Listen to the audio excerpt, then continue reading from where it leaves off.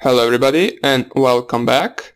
And in the previous video we fixed some of our code bugs that we had, and we also added some of the functions in order to perform the action of receiving and sending packets a little bit more efficient. So right now, as we saw in the previous video, right now we can send packets of any size and we can receive packets of any size. So right now, since we finished the first part of our beginner shell, basically we just finished the executing commands part, we can actually try to test out the shell itself on the target system. If all works well, that means we can continue to add different types of functions to our shell, and we can add some of the things such as running at system boot, for example, putting the file in the registry key, self-copying the file, basically screenshotting targets, running keyloggers, and so on and so on. But before we do all of that, we actually have to make sure that our shell works properly. So let me enlarge this terminal. So view, zoom in, and let's go to the Python where my reverse directory is, where we have our reverse shell. So if I nano it, we can see everything that we did for now. We have these two functions for receiving and sending. We have the shell function, which for now on only basically quits the function or the program itself once we specify Q as a message or as a command, or in any other case it will try to execute the command on the target system. If the command can't be executed, it will send this string, can't execute that command. So right now what we want to do is actually run this program on our Windows machine. But we all know, in order for a program to be an executable and to be able to run it to the Windows machine, we have to make the .exe file with this reverse shell. For that, we will use the wine and the py installer that we installed in the system hacking section. If you didn't go over that section, make sure to check out the video wine installation, since there I showed how we can install the wine program, which allows us to use Windows programs on Linux systems. There we installed the Python 27 version, and there we also installed the py installer, which we will use to compile this program into .exe version. But before we do all of that, we need to change a few things right here. So you might notice that basically we cannot connect to the 127.0.0.1. Once we run this on a target system, we actually have to specify the IP address of our Kali Linux machine. So let us close this and check out our IP address. So it is .1.9. We take this IP address right here, we can copy it, and right now we need to go to our reverse shell, find the connect function. So here it is, sock.connect, and instead of the localhost IP address we specify our own IP address. This is because the reverse shell will run on a target system, so we need to specify to which IP address the reverse shell should connect to. We specify the IP address of Kali Linux machine, so our target will connect to our Kali Linux machine. Now keep in mind that this IP address will only work on localhost, so if you were to run this over the internet, this attack, you would need to specify either to port forward this IP address on your router, or to use, for example, ngrok in order to run the attack over the internet. Here you would specify the IP address of ngrok site, and here you would specify the IP address, or pardon me, the port that ngrok has given to you.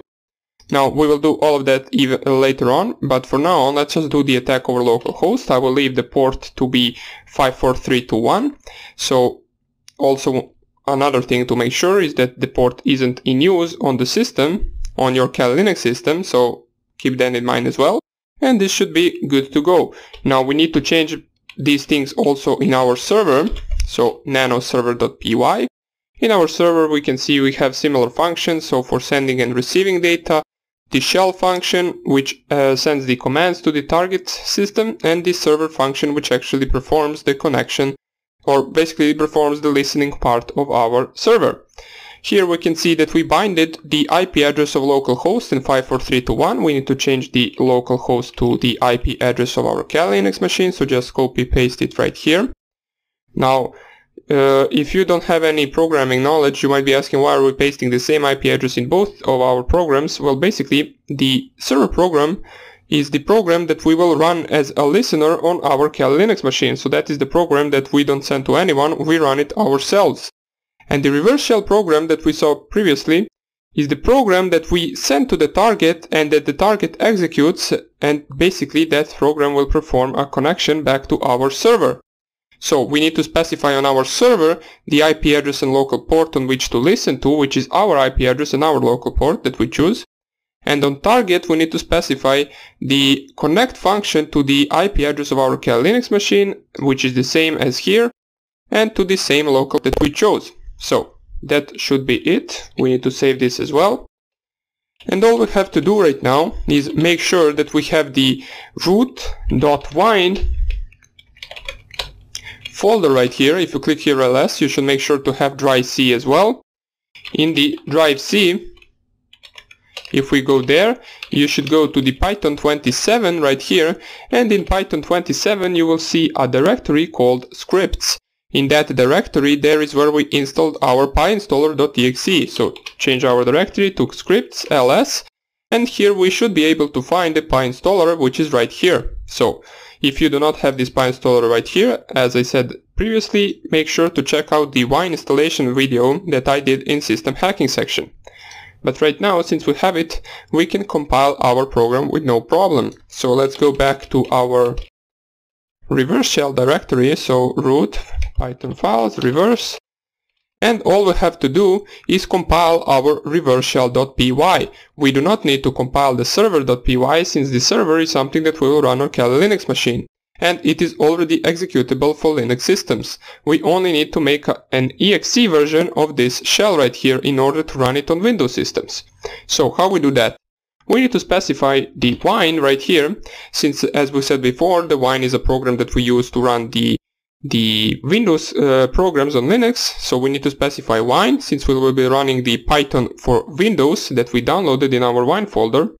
And we need to specify the path to the pyinstaller, which we will use to compile the program. So the path is root.wine drive C Python 27 scripts and then pyinstaller.exe. You need to specify this path. It should be the same for you. If it is not and you actually installed the program into some other directory, make sure to find the directory, have all of this in there. So have pyinstaller Python 27 under the scripts, and make sure to specify that directory. Now after that we want to specify the name of our file that we want to compile, which in our case is reverseshell.py. And basically this could be it, but we want to specify a few other options that we will use in order to make our program more appropriate for this task. So for example, if you were to run this, it would give you a folder full of files and libraries that need to be used in order to run the .exe version of our reverse shell. But we only want to make the entire program to be one file, so we need to compile the reverse shell into a one file and not a bunch of files. So we will specify the option right here. So specify -- and then one file, just type here with words, so one file. And also when we run the program, we want to not be able to see the console.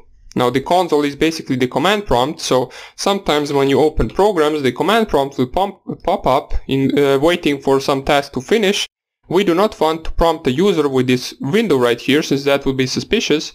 What we want to do is basically user to double click the file and to think that nothing happens. So nothing will be opened once the user runs our reverse shell. So that's what we want to achieve. In order to achieve that, we need to specify -- no console, so that console doesn't pop up, and this should be good. And right now if I click here enter, this should start compiling our reverse shell.py into the reverse shell.exe. So this will take a few seconds, all should be done well, and you might notice that at the end of this compile our program will be significantly bigger. That is because this adds a bunch of other programs as well to it, a bunch of other libraries, and all the things it needs in order to make this an executable. And right now we see that our compiling has finished, so it says right here building exe completed successfully. So let us just ls once again, and you will see we get a bunch of different things added to our directory.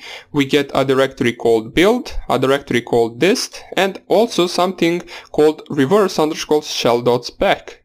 Now where we want to go is we want to go to the dist directory, so change our directory to dist. Let us clear our screen a little bit and type here ls. And in our dist directory we have our compiled program. This is what we have to deliver to our target. So what you want to do right now is deliver this however you want. I will use my USB drive, so I will just plug it in right here, go to devices, USB, and choose your USB drive right here. In my case this is the Kingston Data Traveler, and I will plug it in. Then it should pop up right here that the USB drive has been plugged in. That's good. So we click the USB drive and I will copy the file with my terminal. So we have the USB drive called Kali Live. I will close it since I don't need that window open, and I will just copy, or I can actually move. Don't need to copy since I don't need the reverse shell exe on my system. Move it to media, root, and then Kali Live. Now if you do not know how to copy this to or you do not know the name of your USB drive, most likely if you just after the media/root type tab, it will prompt you with the available options for the ending of that command. Now I just tapped, and since only I have one USB drive plugged in, it basically found it by itself and it's named it Kali Live. So if I move it right here, I move the program there, and now my reverse shell.exe should be on my USB drive. So now what we can do, if I just type here ls, nothing in this directory, now you can remove all of these things that the compiler has made. So we can remove the build -r, we can remove the dist -r. Now remember to use -r for the directories, and the reverse shell we can use without the -r, so just make sure to delete the right one, don't delete the reverse shell.py, delete the reverse shell.spec. And now we should be left with both of these programs that we had even before the compiling of our reverse shell.py. So right now what we want to do is unplug our USB drive and run the file on our Windows machine. So continue without scanning, and we have my reverse shell right here. I will paste it on my desktop. We can see it is .exe.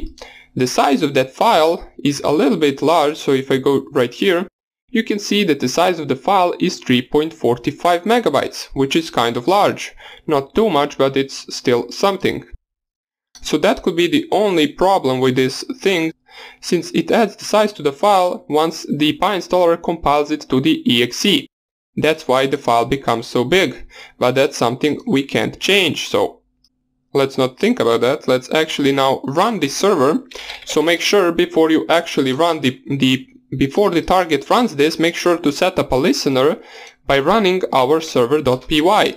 As we can see, listening for incoming connections, and right now if you send this to the target and target runs it, you can see that nothing really happens right here. There is no window popping up, there is nothing, it basically looks like the program didn't run at all. But if we go to our Kali Linux machine, you can see the target connected. Shell from this IP address, which is the IP address of my Windows 10 machine, which I can show you right now. If I open my command prompt and just type here ipconfig, we can see that the IP address of my Windows 10 machine really is 192.168.1.3. This port right here is the port from where the connection is coming from on the Windows 10 machine. The local port that we listen on was 54321, and this is the port from Windows 10 machine that is sending the packets to us. So right now you will notice if I, for example, type here dir, you can see that I actually get the list of all the files on my Windows 10 desktop. As we can see, they really are there. So here is Handbrake, Kali Linux, Master Ethical Hacking.jpg, Metasploitable, new folder, Record, OWASP, and all of these things that really are on my desktop currently. If you were to, for example, run arp-a, you would get all the ARP tables of our Windows 10 machine, which currently only has the router and my Kali Linux machine in there. If you were to, for example, shut down the PC, it will shut down the Windows 10 PC, including our Kali Linux machine, so we will not do that since there is no point to do that. So we can see that our shell works perfectly. We can, the one thing that we can do, so for example, pwd doesn't work. In the Windows 10 environment, so let's just type who am I. We can get the name of the account, so we can see which account are we on. And basically, the one thing that doesn't work, so if you notice, if I just type here dir once again, I'm currently in this directory, but for example, let's say I wanted to go to the one directory back, so I would do that with cd ... and you would see if I type dir once again that I'm still in the desktop directory. Now that is something that we have to fix, since we are only for now on able to execute commands in the current directory. We are not able to change the directory to some other folder, or change the directory back one folder or two folders, so basically go to anywhere we want. So we want to make sure to fix that, or not to fix that. There is a command, we need to import the OS library in order to be able to execute, but we will do that in the next videos. For now on, it is good that we actually know that our shell is good and that is running on both Windows and Linux, even after compilation.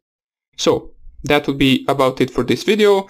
Now let's see, before we actually end this video, let's see how the target can close this program. So if they go right here and try to delete this, they will get prompted the action can't be completed because the file is open. So they can delete this file as long as we are on PC, or basically as long as we are performing the connection. As soon as we close the connection, they will be able to delete this file, and they will delete this file.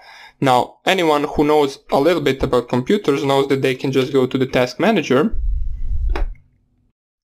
find the reverse shell.exe and end the task right there, which basically would terminate our connection right here. So what we want to do is basically copy the file itself and make it also persistent, and make a registry key for the file that we copied, so it can run every time a target system boots up. So we will be looking at that as well, because right now if the target knew how to open the task manager and found the reverse shell, they would just go to the end task and they would end the reverse shell itself.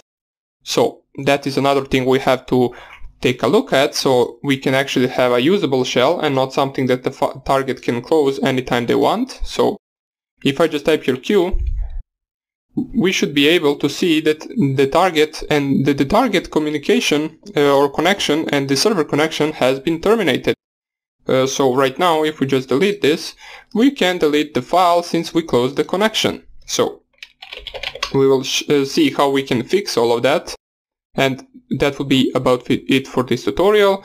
I hope you enjoyed it, and I hope I see you in the next one. Bye!